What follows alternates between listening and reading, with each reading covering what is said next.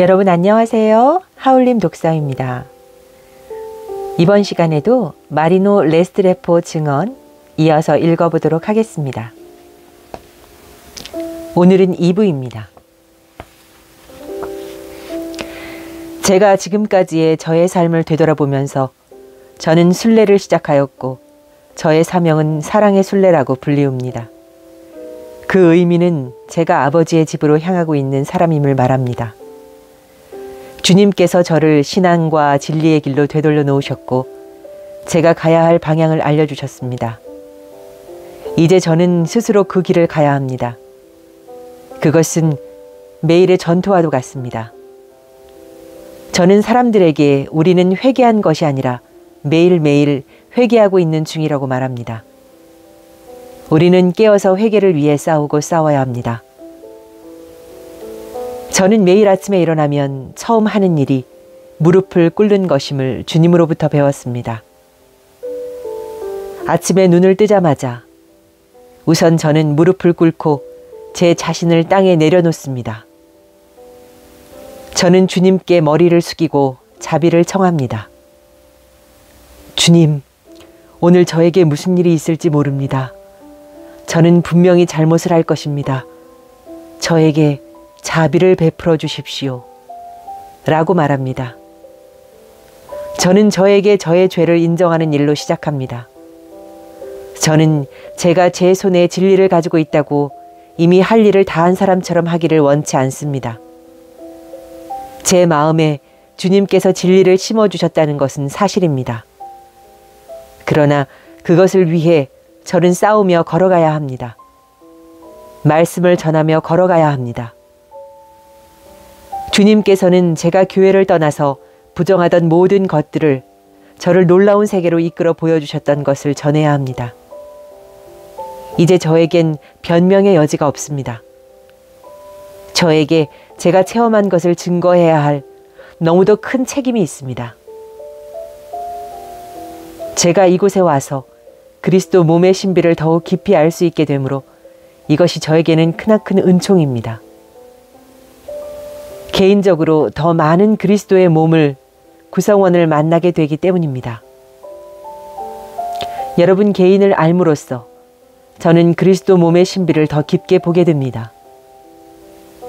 그로 인해 참으로 저는 풍성하고 아름다운 우리의 교회 안에서 그리스도 몸의 신비를 볼 수 있습니다. 우리 모두는 함께 인류를 먹여야 할 생명의 빵입니다. 우리가 얼마나 중요한지를, 우리 각자가 하느님의 성전을 이루는 살아있는 반석임을 이해해야 하는 것이 얼마나 경이로운 일인지 모릅니다. 수많은 영혼의 구원이 우리에게 달려 있습니다. 성체와 보석의 도구로서의 우리가 하느님에 대한 신앙을 지키는 것이 우리가 해야 할 일이며, 또한 하느님께서 우리를 창조하신 계획을 완성하는데 그것이면 충분합니다.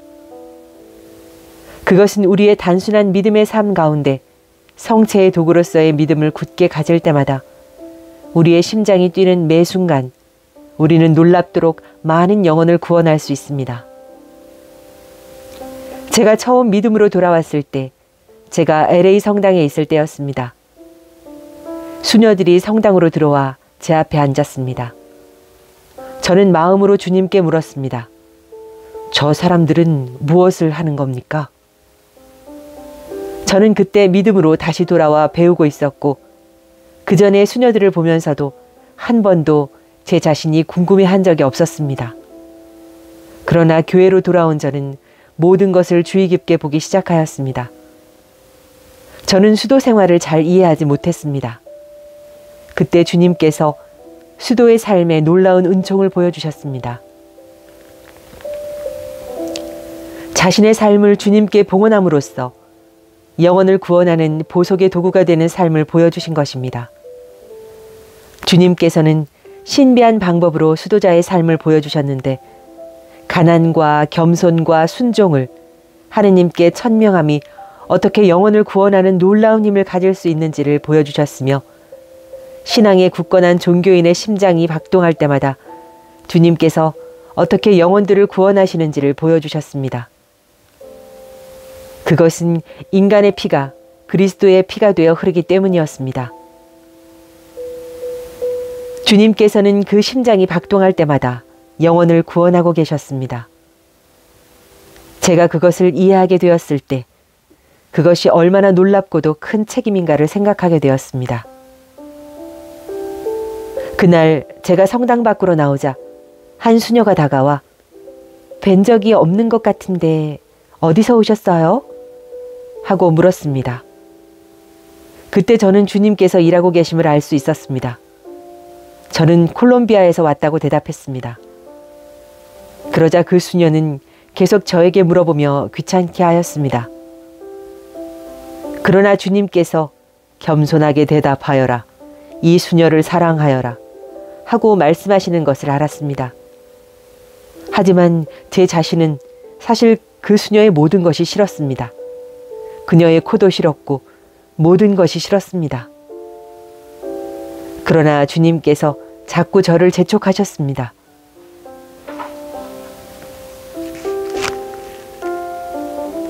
그리고는 그녀는 저에게 당신은 하느님에 대해 많은 것을 알고 있는 것 같은데 말씀하세요. 하고 말하였습니다. 그래서 저는 속으로 상관하지 마세요 하고 생각했습니다. 그리고 계속 이야기를 주고받게 되었고 결국 저는 그 수녀원에 가서 2시간 동안의 체험을 증언하게 되었습니다. 그 이후 어떻게 되었는지 상상이 가실 겁니다. 그들은 매일 저에게 전화하기 시작했습니다. 결국 저희는 매우 친해졌고 저의 이 사명을 도와주고 있습니다. 제가 교회에 대한 신비 체험을 나누고 나왔을 때 그들은 눈물을 흘리며 자신이 이 수도 생활의 비전을 잃고 위기를 겪고 있었다고 말하였습니다. 그렇게 주님께서 저와 그들을 위해 일하신 것이었습니다. 저는 그렇게 교회 신비체로 걸어가기 시작했습니다. 그러나 우리가 신앙으로 돌아오고 새롭게 되어 하느님과 허니문을 함께하고 있을 때 그때가 확대경을 들고 남의 죄를 찾기 시작하는 때입니다. 아무도 제대로 하고 있는 사람이 없는 것 같습니다. 모든 사제는 약하고 그들이 미사를 드릴 때마다 관찰하기 시작합니다. 저런 저 성체를 드는 손 좀 봐. 저것 좀 봐. 그리고는 모든 것을 판단합니다. 그러나 조금씩 주님께서 저를 길들이기 시작하셨습니다. 목소리를 낮추게 하시고 속도를 줄이게 하셨습니다. 그렇게 자신을 가라앉히는 것이 쉽지 않았습니다. 남을 판단하게 되므로 입을 여는 것이 두려웠습니다. 이것저것 잘못된 것들이 눈에 띄고 제가 마치 모든 것을 엉망으로 만들고 하느님을 모욕하는 죄인들 사이에 있는 것 같았습니다. 그리고는 제가 주님의 자비와 동정과 용서와 사랑, 판단하지 않고 조건 없는 나눔으로 안정이 되었을 때 비로소 이 순례의 사명의 진정한 맛을 느끼기 시작했으며 주는 사람, 시중드는 사람으로서 진정한 주님의 종이 될 수 있었습니다. 그리고는 저희 어머니를 생각하기 시작했습니다. 저희 어머니는 24시간 우리 많은 가족들의 시중을 들면서도 한 번도 불평하지 않았습니다. 아무도 저희 어머니가 아프거나 슬퍼했던 표정을 기억하지 못합니다. 오직 계속 주기만 하는 분이었습니다. 저는 제 자신에게 말합니다. 그것이 하느님이시라고. 하느님이 우리에게 원하시는 것도 받는 것이 아닌 주는 것이라고 말입니다.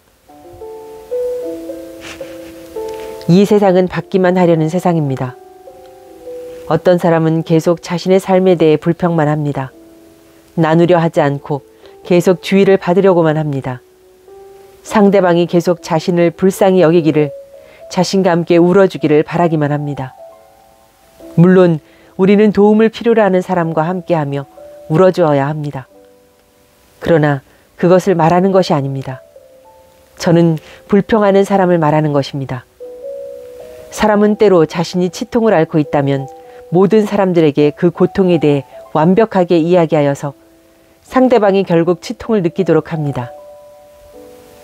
그들은 혼자서 고통을 느끼려고 하지 않습니다.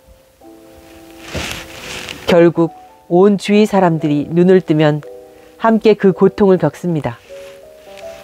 제가 말하고자 하는 것은 얼마나 은총을 낭비하는가 하는 것입니다. 제가 주님으로부터 배운 가장 큰 은총 중에 하나는 고통과 아픔입니다. 그것이 얼마나 놀랍도록 큰 보속의 도구가 되는지 모릅니다. 또한 연옥 영혼을 도울 수 있는 얼마나 큰 도구가 되는지 모릅니다. 얼마나 죄인들의 회개를 위해 커다란 도구가 되는지 모릅니다. 여러분이 인생에서 어려운 시기를 지나고 계시다면 그것은 여러분이 참다운 주님의 종이 될 수 있는 가장 큰 기회입니다. 여러분이 고통을 지나실 때 그럼에도 불구하고 여러분이 희망을 발산하고 기쁨과 평화를 발산하는 빛이 되게 할 수 있습니다.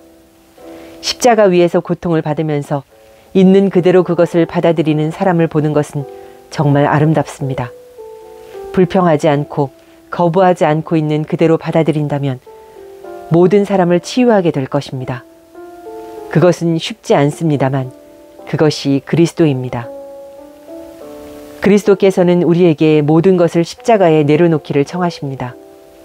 삶이 우리를 십자가에 못 박히게 하십시오. 못으로 내려치게 하십시오. 머리에 가시관을 쓰십시오. 모든 어려움과 고통과 시련으로 십자가에서 피를 흘릴 때 여러분은 그리스도가 됩니다. 그 시련과 고통을 당연하다고 여기고 받아들이며 하느님께 봉헌할 때 그것이 여러분 주위와 가족에게 치유와 은총을 가져옵니다. 사람들이 자신의 가족과 친구, 친지의 회개를 걱정하며 묻습니다. 그것에 대한 대답을 사람들은 좋아하지 않습니다. 오직 그들을 회개하도록 할 수 있는 방법은 자신이 거룩해지는 것입니다. 성인이 되는 것입니다. 항상 거룩해지도록 노력하는 것입니다. 진정으로 그들을 사랑한다면 그것만이 방법입니다. 걱정한다고 되지 않으며 하느님에 대해 이야기하는 것도 도움이 안 됩니다. 오직 자신이 변화될 때에만 그것이 가능합니다. 진정으로 자신의 마음이 변화되고 하느님에 대한 참된 믿음을 가질 때, 그리고 자신의 삶에서 하는 모든 일이 거룩해질 때만이 그것을 할 수 있습니다. 여러분 자신이 하느님의 빛을 발산할 때 어두움을 향해 가고 있는 그들이 그 빛을 보고 따라올 수 있습니다. 저의 두 아들은 믿음이 없이 성장했습니다. 제가 정글에서 회개하여 돌아왔을 때 LA의 한 식당에서 그 아이들과 저녁을 먹으며 저의 모든 체험을 이야기하였습니다. 그러자 갑자기 그들은 아무 말 없이 아래만 쳐다보았습니다. 저는 그 아이들이 무슨 생각을 하였는지는 모릅니다만 그들은 아직도 믿음으로 돌아오지 않습니다. 그러나 저는 매일 그 아이들을 위해 기도합니다. 저의 매일매일의 사명을 주님께 그들의 회개를 위해 봉헌합니다. 저는 주님을 신뢰합니다. 저의 어머니는 평생 저를 위해 기도하셨습니다. 어머니는 제가 회개하기 전 1년 전에 돌아가셨습니다. 그러나 어머니는 해내신 것입니다. 어머니의 기도가 응답된 것입니다. 그러기에 제가 이 자리에 있을 수 있는 이유 중 하나가 저의 어머니의 기도입니다. 얼마나 많은 어머니들이 응답을 받지 못한다고 걱정하며 하느님이 듣지 않으신다고 말합니까? 저는 생각을 달리하라고 말합니다. 하느님은 어머니의 기도를 들으십니다. 이 지상에서 사는 동안 그 결과를 보지 못할 수도 있습니다. 그러나 기억하십시오. 우리는 이 지상에서 아버지의 집을 향해 순례 중입니다. 우리는 영원히 사는 사람들입니다. 이 지상의 잠깐의 삶에 대해 염려하지 말고 영원한 구원을 염려하십시오. 그것은 영혼을 하느님에게로 데려가기 위한 일입니다. 사랑하는 사람의 구원에 대한 것입니다. 우리가 해야 할 것은 믿음을 가지고 계속 기도하고 기도하는 것입니다.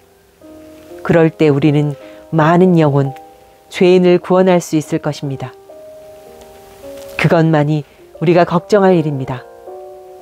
신앙을 받아들이도록 할 때 가장 어려운 것 중 하나가 참된 믿음인 영원한 삶에 대한 인식을 갖도록 하는 것입니다.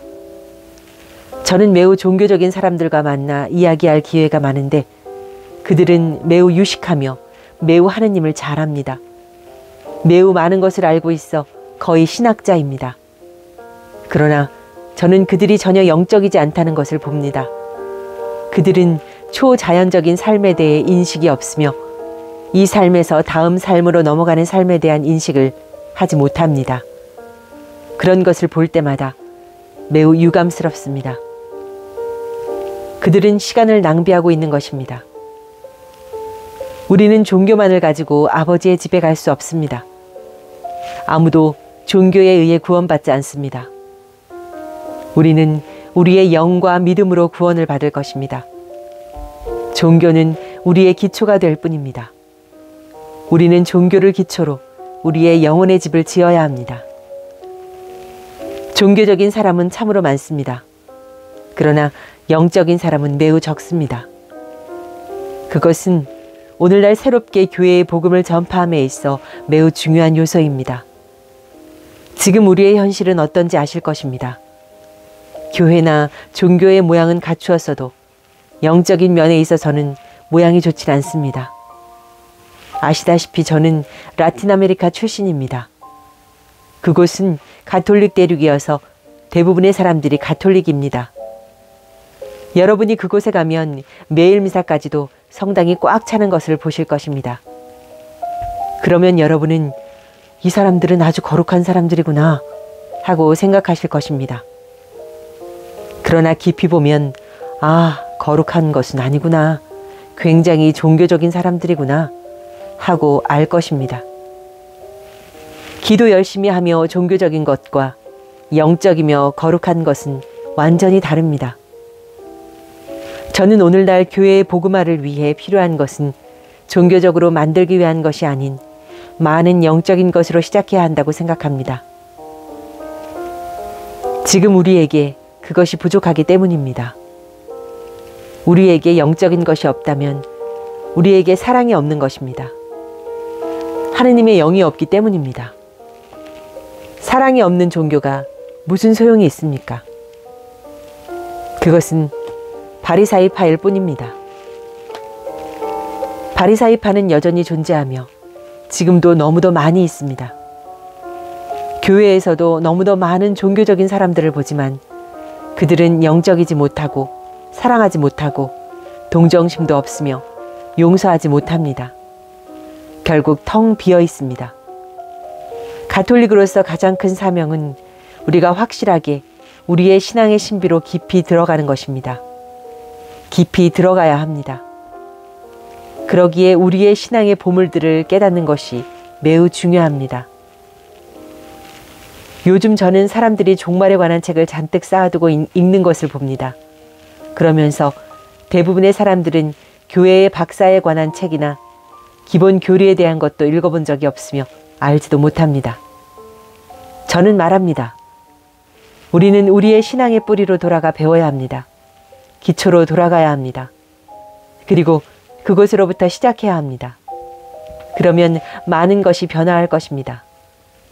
그렇게 우리는 주님의 대전에 바로 오늘 설 준비를 해야 합니다. 그것은 종말이 오는 때가 아니라 우리에게 밝히신 것을 보게 되는 때를 말하는 것입니다. 내일이 아니라 오늘이며 오늘이 하느님의 날입니다. 그 이상의 것은 없습니다. 지금 이 순간 우리가 어디에 있는지 깨달아야 합니다. 여러분이 누구입니까?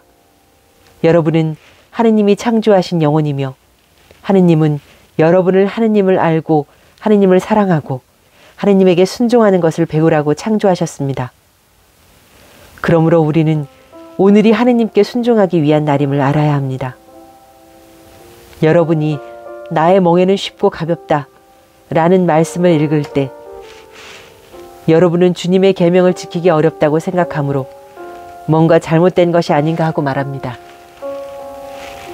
그러나 잘못된 것은 여러분이 하느님께 순종하기를 원치 않으므로 계명을 지키는 것이 어렵다고 말하는 것입니다. 누군가 결혼을 했다고 합시다.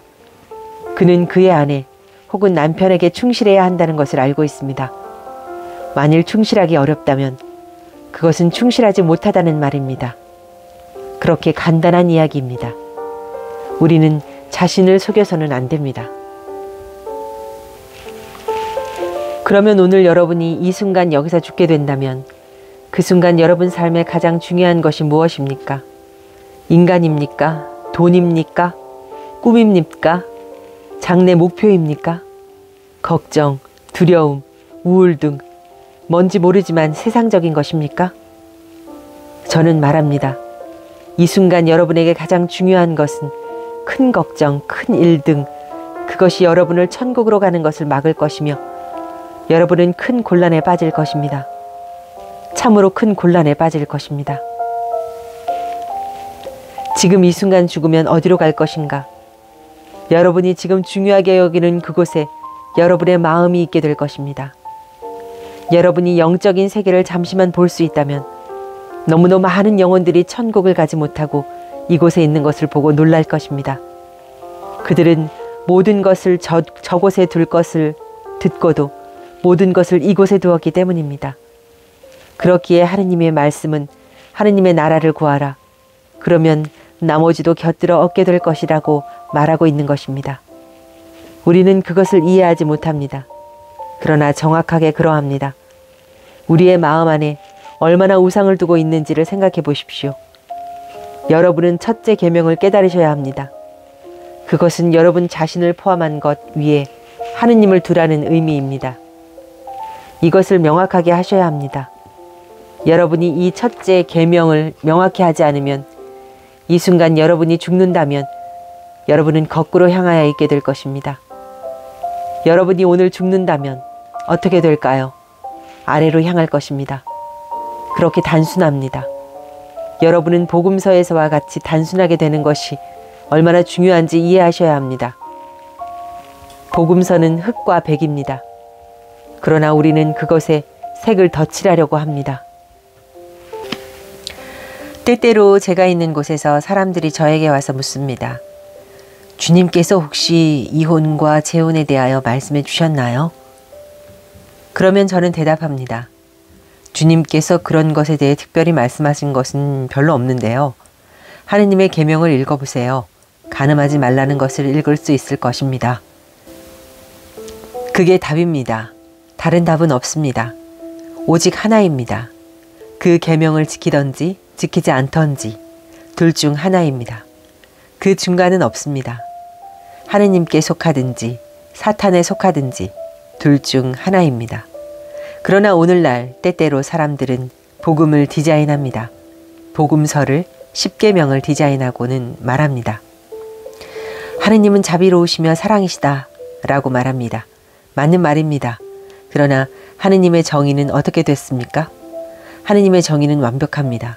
하느님이 주신 것을 바꿀 어떠한 변명도 있을 수 없습니다. 하느님의 천사가 내려와도 하느님의 말씀에 하나라도 바꾸면 불에 던져지리라고 하셨습니다. 그러므로 우리는 아무것도 바꾸어서는 안 됩니다. 때때로 놀라운 것은 우리의 편리함을 위해 신앙을 자기 자신에게 맞추는 것입니다.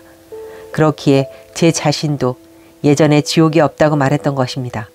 편리하기 때문이었습니다. 지옥이 있다면 제 자신을 바꿔야 했기 때문입니다. 저는 삶을 바꾸고 싶지 않았기 때문에 지옥이 없다고 했습니다. 그렇게 우리는 우리의 믿음을 자신에게 맞춥니다. 그렇기 때문에 개신교가 나왔고 모든 이상주의며 많은 것들이 나와서 계명을 바꾸고 전례를 바꾸고 하나의 교리를 다른 교리로 바꾸게 된 것입니다.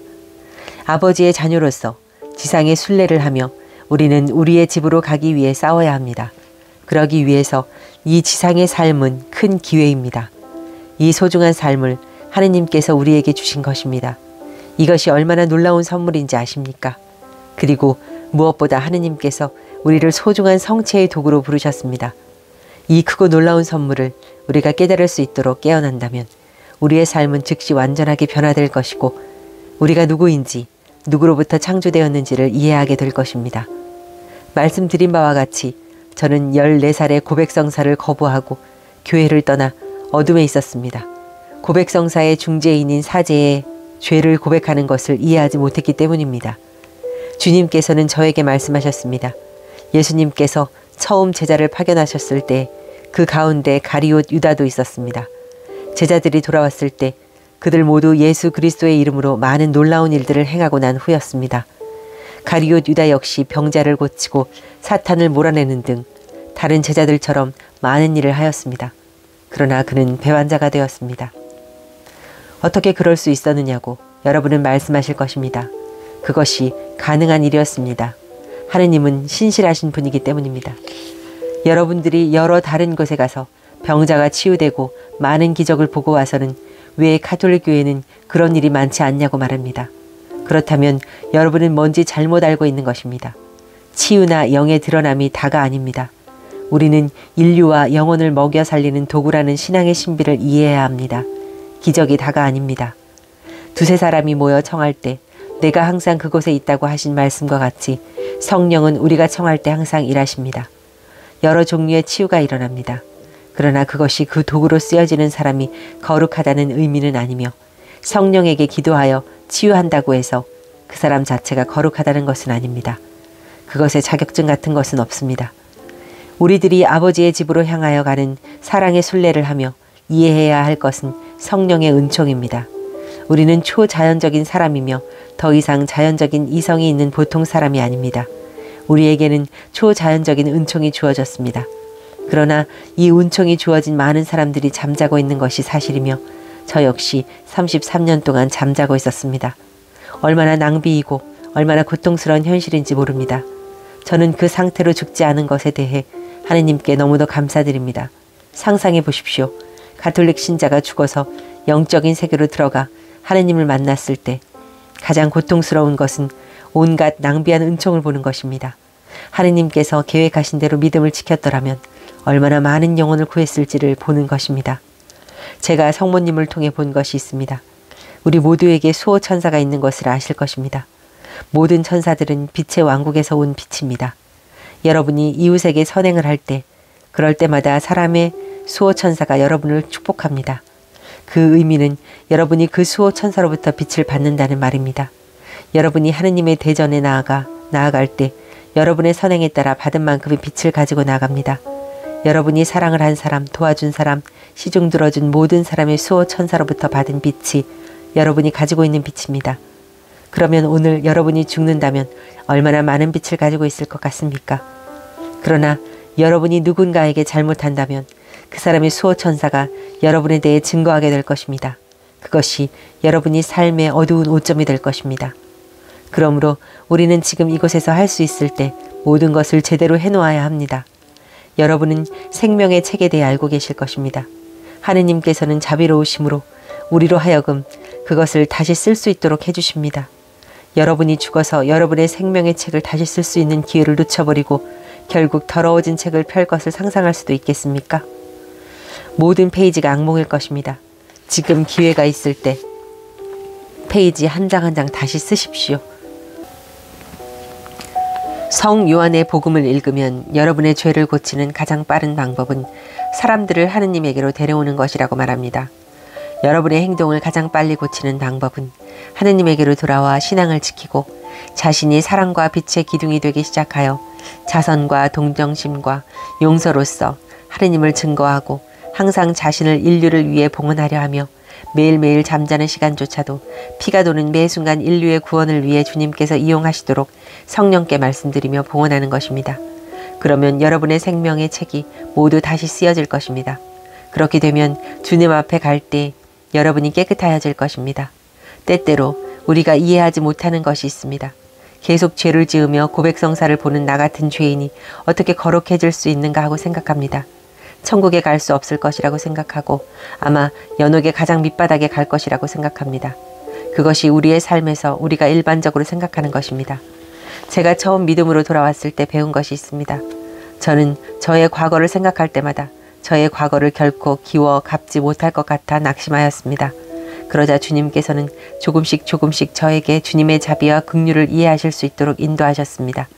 주님께서는 당신이 자비의 하느님이심을 우리가 알기를 바라십니다. 우리에게 그것을 이해하라고 호소하십니다.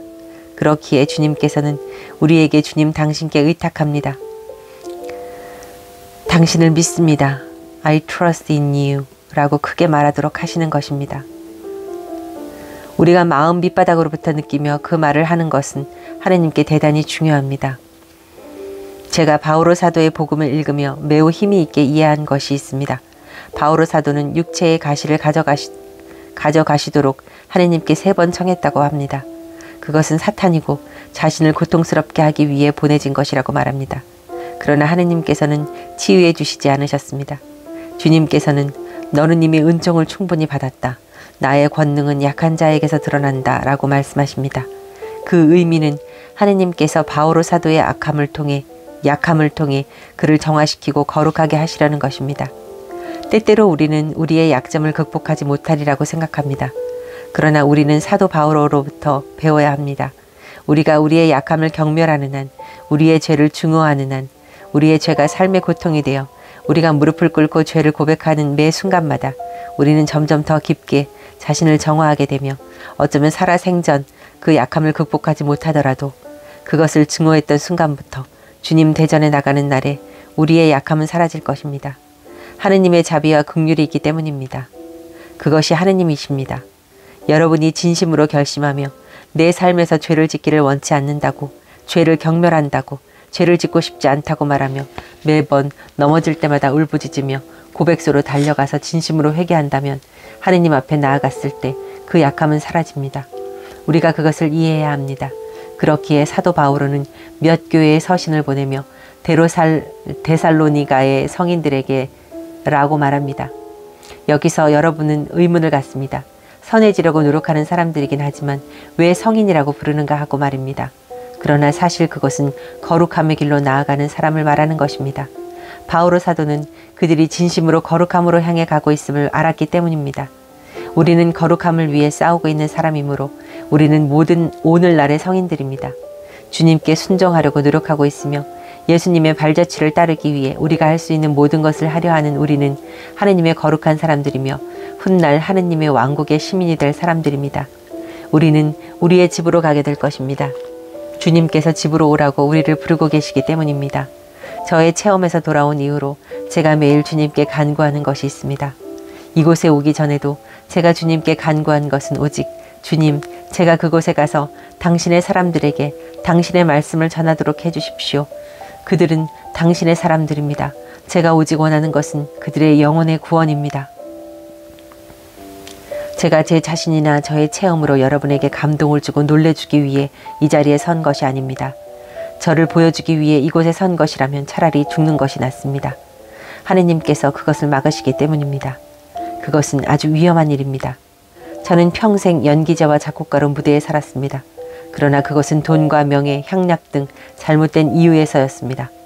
그러나 이제 저는 강연을 할 때마다 주님께 진심으로 간구합니다.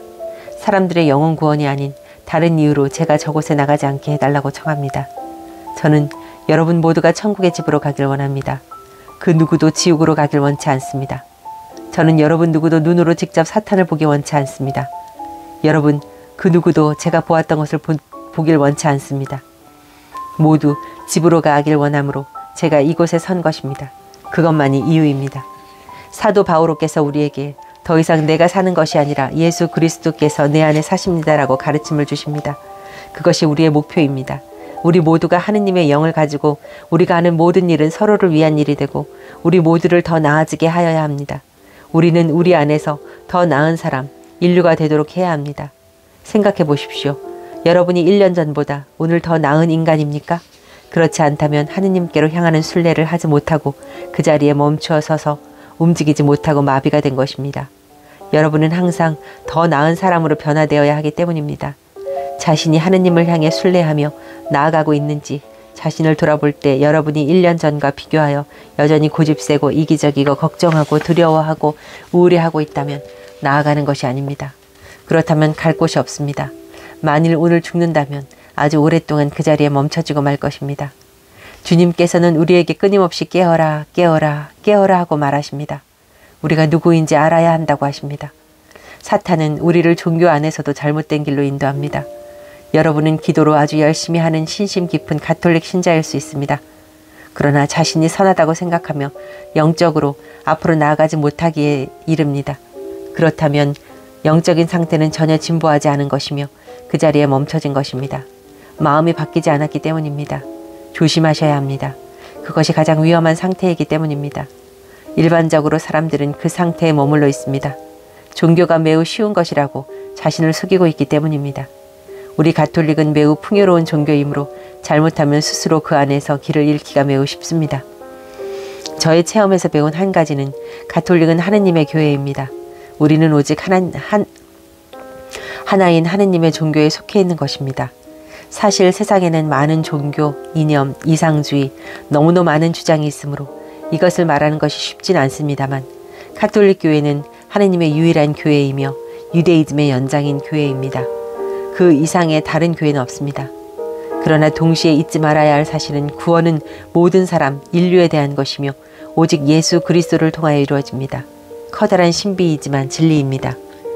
그러나 여러분이 이해해야 할 한 가지는 여러분이 아주 단순하고 기본적인 것에 충실한 신자로서 교회에 순정하며 그의 성사에 따라 살아간다면 그것이 여러분을 집으로 데려다 줄 모든 것입니다. 그 이상 덧붙일 것이 없습니다. 우리는 이미 모든 것을 가지고 있습니다. 우리는 단지 우리가 가지고 있는 대로 하고 그것을 가지고 나아간다면 그것이 우리가 해야 할 전부입니다. 더 이상 할 것은 없습니다. 주님께서 우리에게 원하시는 것은 그 순종과 단순함과 겸손입니다. 언젠가 오하이오주에 있는 작은 타운에 있는 한 여성으로부터 연락이 와서 그곳에 가게 되었습니다. 그곳에 갔을 때 그 여성은 저에게 한 가지 말씀드리지 않은 것이 있는데요. 아마 세상에서 가장 최악의 본당일 것입니다. 모든 사람들이 뉴에이지예요. 본당 신부님도 뉴에이지여서 그들은 요가를 하고 이것저것 모든 뉴에이지를 합니다. 그래서 제가 대답했습니다. 새로운 사실이 아닌데요, 뭘. 온 세상이 그러고 있습니다. 그녀는 사람들에게 저의 극적인 체험과 저의 연기 경력 같은 것들만 이야기하고 다른 이야기는 하지 않았었습니다. 강연이 시작되고 제가 지옥과 사탄에 대한 이야기를 시작하자 그들은 하나둘씩 나가기 시작했습니다. 제일 먼저 나간 사람은 신부님이었습니다. 하나둘 나가기 시작하여 한 반 정도가 다 나갔습니다. 저는 거의 순교를 준비해야 할 것 같았습니다. 그런데 제가 강연 중에 주님께서 아주 명확하게 제일 뒷자리에 앉은 한 여성을 보여주셨습니다. 그리고 이 본당 전체가 저 여성 때문에 지탱이 되는 것이라고 말씀하셨습니다. 그 여성은 그 본당에서 중요하지 않은 사람이었습니다.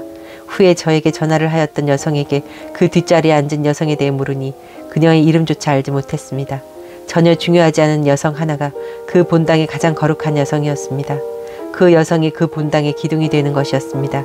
그 여성 하나로 인하여 그 본당의 많은 사람들이 죽어서 받을 형벌을 면하게 되는 것이었습니다. 생각해 보십시오. 본당의 단 한 사람의 진정한 가톨릭 신자로 인해 그 본당의 많은 신자들이 구원을 받는 것입니다. 그것이 바로 하느님의 자비의 방법입니다. 마지막으로 여러분에게 드리고 싶은 말은 만일 여러분께서 저에게 저의 체험에서 하느님께서 여러분에게 전하시는 가장 중요한 한 가지를 말하라고 한다면 저는 오직 이것을 말할 수 있습니다. 그리고 하느님이 저에게 단 한 가지 그것을 말하기를 바라십니다. 주님은 자비로우십니다. 주님은 자비로우신 하느님이시며 용서하시는 하느님이십니다. 하느님께서는 우리 모두를 집으로 데려오기 원하십니다. 하느님께서는 우리를 집 이외의 다른 곳으로 보내기 위해 우리를 창조하신 것이 아닙니다. 그러니 다 함께 집으로 갑시다. 우리만 가지 말고 우리와 함께 많은 영혼을 데려갑시다. 또한 그것이 우리의 의무입니다. 주님의 축복이 있기를 빕니다. 네, 오늘 여기까지 1번 주님은 자비로우십니다에 대해서 읽었습니다. 다음 시간에 2번 연옥에 대해 읽어보겠습니다. 지금까지 시청해 주셔서 감사합니다. 하울림 독서였습니다. 감사합니다.